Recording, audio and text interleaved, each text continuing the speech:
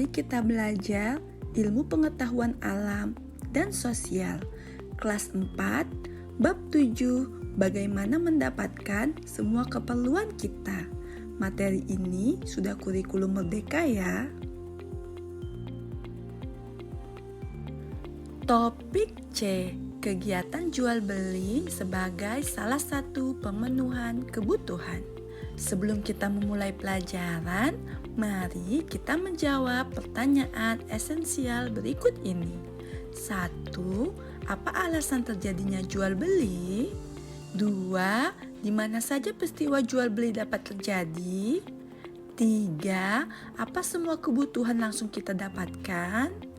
4. Menurut kalian, bagaimana proses suatu kebutuhan barang atau jasa sampai ke rumah kalian? Setelah anak-anak selesai menjawab pertanyaan esensial tadi, sekarang kalian bisa membandingkan dengan contoh jawaban berikut ini.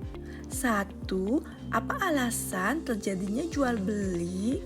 Alasan terjadinya jual beli adalah karena adanya keterbatasan kemampuan sehingga tidak dapat memenuhi semua kebutuhannya sendiri. 2. Di mana saja peristiwa jual beli dapat terjadi? Jawabannya, untuk kebutuhan sehari-hari, peristiwa jual beli dapat terjadi di pasar, mal, toko, swalayan, hingga toserba. Selain itu, untuk memenuhi keinginan sehari-hari, jual beli dapat terjadi di kafe, restoran, hingga kantin. 3. Apa semua kebutuhan langsung kita dapatkan? Jawabannya, tidak semua kebutuhan dapat langsung kita beli begitu saja. Terkadang butuh suatu proses, barang atau jasa itu untuk sampai ke tangan kita. Menurutmu, bagaimana proses suatu kebutuhan barang atau jasa sampai ke rumah kalian? Jawabannya, melalui proses membuat atau produksi, dikirimkan atau distribusi, lalu digunakan atau konsumsi. Pernahkah kalian pergi ke pasar? Percakapan di samping merupakan gambaran jual beli yang dilakukan oleh manusia sebagai salah satu pemenuhan kebutuhan hidupnya. Ibu Mira membutuhkan sayuran untuk dimasak sebagai makanan. Ibu Mira berperan sebagai pembeli. Penjual sayur berperan sebagai yang menjual kebutuhan atau penjual. Pasar sendiri adalah tempat jual beli. Namun, ada juga barang yang tidak dapat ditawar. Biasanya, ini terjadi pada barang yang sudah mencantumkan harga di kemasannya, dan ini terjadi di supermarket atau pusat perbelanjaan. Mari mencari tahu. Mari kita lakukan pengamatan. Carilah 5 tempat lain atau lebih yang memiliki kegiatan jual beli lainnya di sekitar kalian. 1. Apa ciri-ciri kegiatan jual beli yang tampak oleh kalian? 2. Apa saja barang-barang yang diperjualbelikan? 3. Salin tabel seperti contoh berikut pada buku tugas kalian. 4. Guru kalian akan memandu untuk kegiatan diskusi. Setelah melaksanakan diskusi, anak-anak bisa membandingkan dengan contoh jawaban berikut. Nama tempat warung sembako, ciri-ciri kegiatan jual beli, ada barang yang diperjualbelikan, kemudian terjadi transaksi jual beli.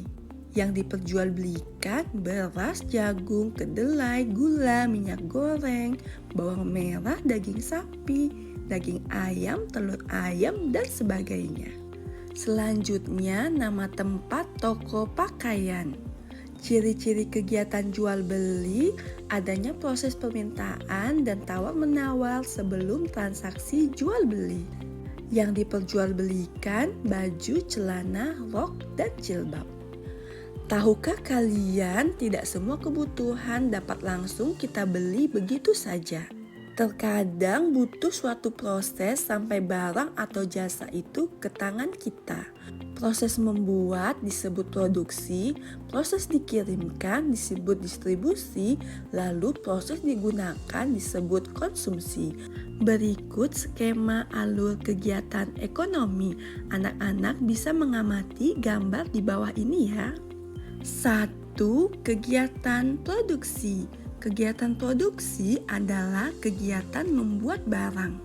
Orang yang melakukan kegiatan ini disebut produsen. Contoh yang melakukan kegiatan produksi adalah pabrik sepatu, pengrajin anyaman, dan penjahit. 2. Kegiatan distribusi. Kegiatan distribusi adalah kegiatan menyalurkan barang hasil produksi. Orang atau tempat melakukannya kegiatan ini disebut distributor. Contohnya agen, pedagang besar, atau grosir dan pengecer. Distributor mempermudah pemenuhan kebutuhan tanpa perlu pergi ke pabrik pembuatan langsung.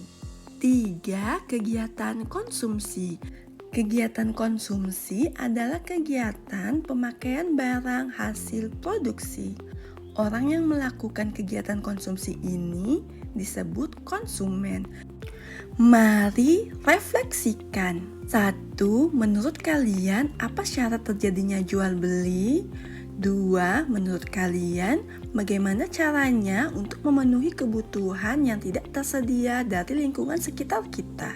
3. Apa saja proses yang terjadi pada kegiatan ekonomi yang ada di sekitar kalian? 4. Apakah kalian pernah berperan menjadi produsen, distributor, atau konsumen? Jelaskan. 5. Setelah mempelajari alur kegiatan ekonomi, bagaimana sebaiknya kalian bersikap terhadap barang-barang yang kalian pakai? Setelah selesai menjawab pertanyaan, anak-anak bisa membandingkan dengan jawaban berikut ini. 1. Menurut kalian, apa syarat terjadinya jual beli? Jawabannya, syarat terjadinya jual beli adalah adanya keterbatasan kemampuan sehingga tidak dapat memenuhi kebutuhannya sendiri. 2. Menurut kalian, bagaimana caranya untuk memenuhi kebutuhan yang tidak tersedia di lingkungan sekitar kita?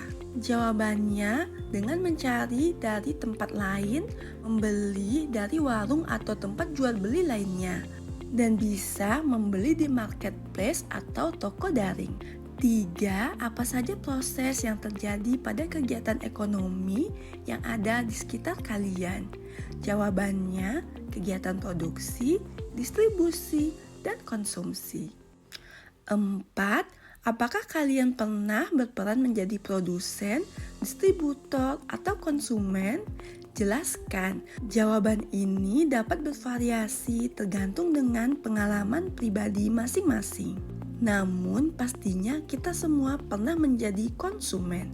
Contohnya saat berbelanja di kantin sekolah untuk membeli makanan. 5. Setelah mempelajari alur kegiatan ekonomi, bagaimana sebaiknya kamu bersikap terhadap barang-barang yang kamu pakai? Jawabannya, dapat lebih berhemat serta dapat mencari alternatif kebutuhan. Mari belajar lebih lanjut. Bagi yang tinggal jauh dari pantai, ikan melalui perjalanan yang panjang untuk sampai ke daerah kita. Perhatikan gambar berikut ini. Nelayan menangkap ikan, lalu pelanggan ikan membeli ikan dari nelayan. Setelah itu, ikan diangkut ke kota dan dibawa ke pasar ikan. Ibu pergi ke pasar untuk membeli ikan dan akhirnya ikan tersedia di meja makan. Tidak sedikit makanan atau barang yang kita miliki melalui proses perjalanan yang sangat panjang. Selayaknya kita menghargai semua usaha yang sudah dilakukan dan menggunakannya dengan bijaksana. Mari uji pemahaman. Anak-anak dapat mengerjakan soal A, B, dan C di buku latihan kalian ya.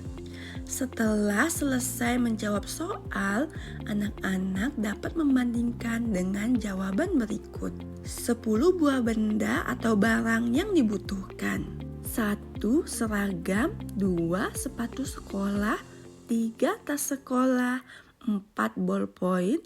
5. Pensil dan penghapus. penghapus, 6 penggaris, 7 buku atau notebook, 8 pensil warna, 9 correction pen, dan 10 sticky note.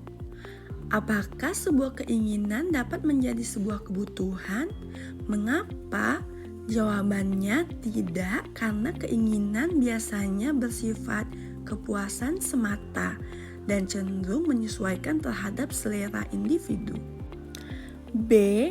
Urutan peristiwa cara pemenuhan kebutuhan manusia mulai dari sebelum uang ditemukan sampai sesudah uang ditemukan.